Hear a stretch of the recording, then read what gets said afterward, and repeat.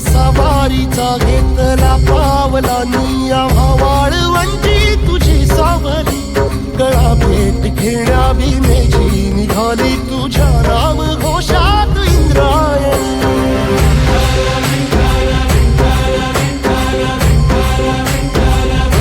भिडे आसमंती ध्वजा वैष्णवांची उभी पंढरी आज नानावली तुझे नाव ओठी तुझे रूप ध्यानी जीवाला तुझी आस गाला गली